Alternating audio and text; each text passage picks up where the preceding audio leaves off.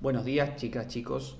Estamos trabajando las últimas semanas, como ya queda más que claro me parece, con una visión de la religión que no se queda en lo meramente religioso, una visión de la religión que no tiene únicamente que ver con los ritos, con los sacramentos, sino que se propone una mirada hacia la realidad, un giro hacia la realidad.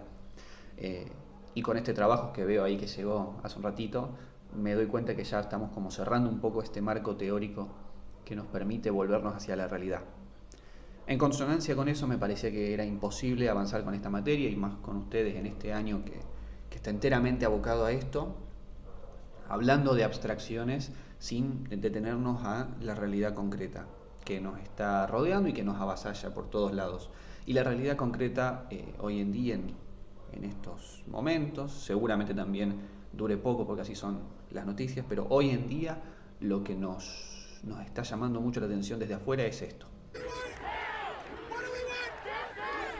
Hoy hemos visto a miles de personas marchando en Nueva York, en Washington, D.C., en Houston, Los Ángeles. La mayoría lo hacen en paz. Exigen que termine el racismo y la brutalidad policial. No estaríamos haciéndole justicia al proyecto de Jesús, no estaríamos haciendo una buena vista de la religión como la concebimos si ignorásemos todo eso. Y esto lo dice hasta el Papa. No es lícito que un cristiano se haga el sonso y no preste atención a la realidad y a los problemas de la realidad. De manera tal que pasar esta semana, habiendo terminado ya de hablar de la opción de Jesús por los marginados, del reino de Dios donde somos todos iguales, y no detenernos a pensar en estas cuestiones del racismo, la violencia, la xenofobia, sería una pésima jugada y una hipocresía. Como podíamos ver en la clase pasada y en los apuntes y en el trabajo, que ahora voy a leer, la utopía que mueve a Jesús es sin dudas una utopía de igualdad entre todas las personas que se reconocen como hijos de Dios y como iguales y que por lo tanto no pueden prestarse a ningún motivo y a ninguna excusa para concebir la marginación, para concebir las desigualdades, para concebir que haya gente de primera y gente de segunda. De manera tal que deberíamos tomarlo como un lenguaje y un punto de partida, como les decía, para juzgar qué es lo que está pasando. Pero vamos a darle una especie de vuelta porque, como también trabajamos en uno de los primeros trabajos, el Papa tira por ahí que, lo decía en la Evangelii Gaudium, los grandes principios sociales no se pueden quedar en meras generalidades que no interpelan a nadie. Ya están grandes ustedes y yo creo que la conclusión de esta clase no puede ser el racismo está mal, que eso no interpela a nadie, que eso no te dice nada a vos, no me dice nada a mí, no le dice nada a nadie y no motiva a que nadie haga nada. Los grandes principios generales, dice el Papa, no son un punto de partida para la reflexión, pero no pueden ser jamás el punto de llegada. No podemos terminar la clase de hoy, no podemos terminar la semana, no podemos ser gente religiosa y quedarnos con simplemente esa idea flotando en el aire. Así que vamos a intentar ir un poco a lo concreto, con una serie de preguntas que les voy a dejar y que quiero que podamos conversar. Y vamos a comenzar esta nueva etapa del año que ya cierra el marco teórico sobre Jesús y sobre el reino y se mete con problemas actuales, comenzando por este problema que es más que actual, es directamente lo tenemos adelante todo el tiempo, no es actual, es vigente. Primera temática que quiero que trabajemos tiene que ver justamente con el racismo. Lo que ha ocurrido en Estados Unidos se entiende desde el marco de un crimen, un asesinato racial. Es decir, que una característica de la persona, su etnia, su procedencia, su condición social, ha sido móvil para que se produzca este crimen. Dentro de una dinámica de reino, ¿cómo podemos entender esto? ¿Cómo podemos leerlo? Entiendo por dinámica de reino, y vayan familiarizándose con esa expresión porque la utilizo mucho y la vamos a utilizar mucho.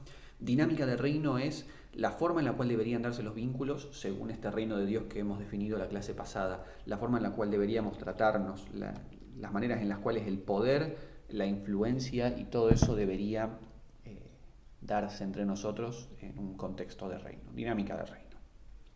¿Cómo podemos leer la cuestión del racismo desde la dinámica de reino? Y dentro de este tema, que me parece también sumamente importante, está el otro.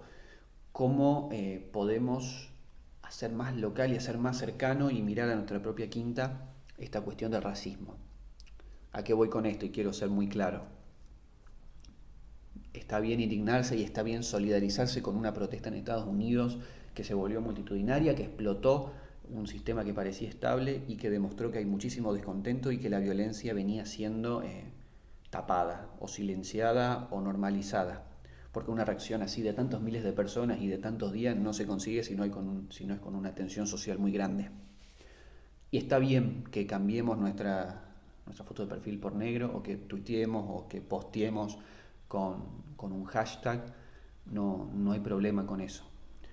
Ahora la pregunta ¿es lícito solidarizarme con algo que ocurre a cientos de kilómetros de acá, miles de kilómetros de acá, y no soy capaz de ver esa misma dinámica y esos mismos juegos de racismo, de exclusión y de discriminación rodeándome en la calle cuando yo salgo de mi casa?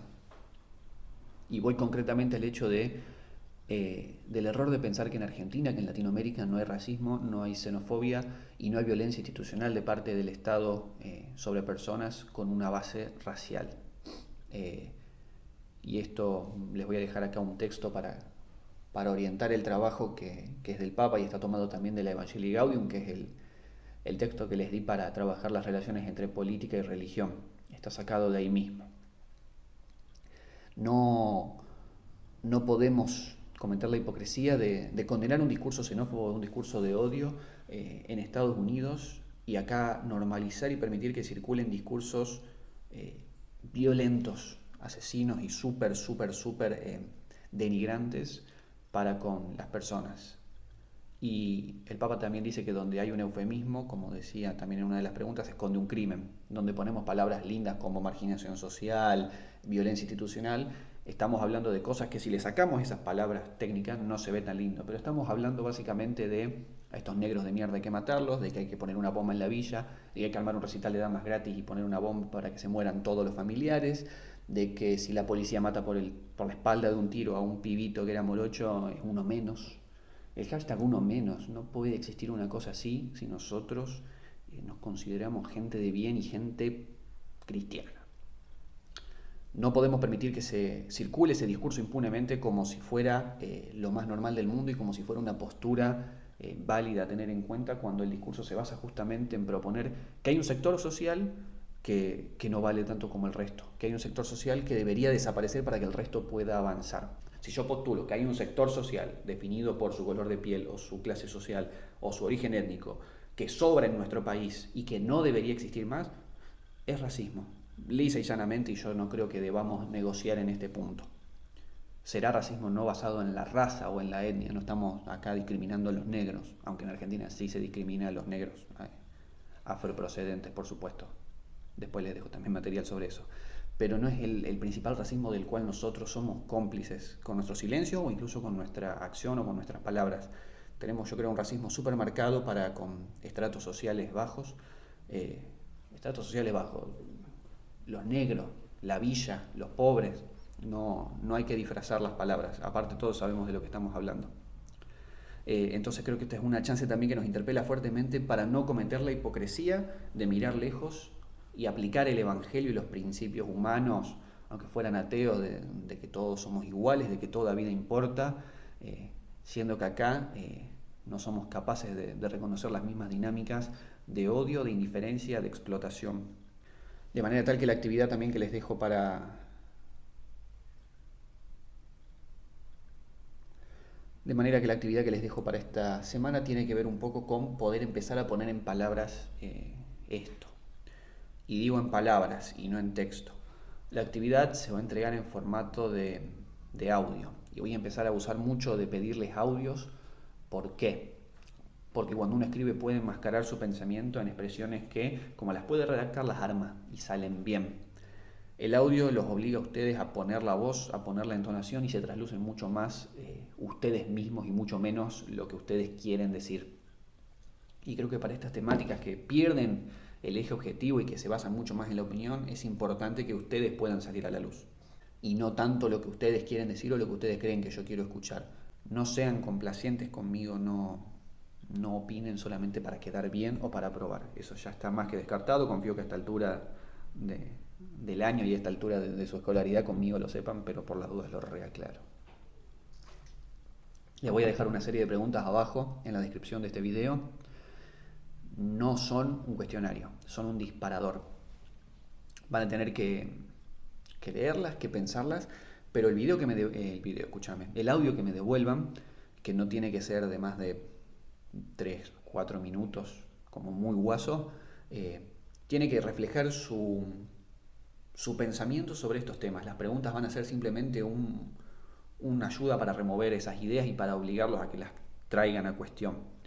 Pero yo quiero escuchar su postura tomando en cuenta lo que hemos trabajado en clase. Pueden incluso despegarse de lo que trabajamos en clase y decir que no están de acuerdo en todo, pero tienen que traerlo a consideración.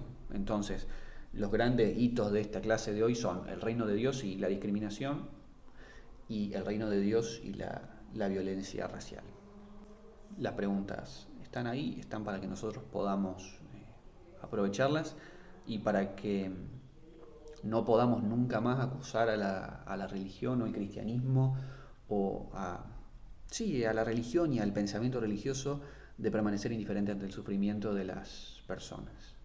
No es algo lícito, ya vimos que Jesús no lo hizo, que de hecho Jesús se compadecía, sufría, actuaba y dio la vida por el sufrimiento de las personas más vulnerables, y no podemos permitirnos hacer algo distinto. De manera tal que la clase de hoy es un mero disparador y es una ayuda para que cuando sigamos mirando la tele o scrolleando en Instagram y viendo cosas sobre lo que está pasando en Estados Unidos, podamos también renovar nuestra mirada sobre el que golpea la puerta pidiendo si doña no tiene algo. Yo creo que eso es lo único que realmente nos va a interpelar, que es la persona. No, la pantalla no nos interpela, los principios generales no nos interpelan, nos va a interpelar el hermano que aparezca en mi puerta o el hermano que me encuentre por la calle. Y ahí se va a jugar un poco nuestro ser cristianos.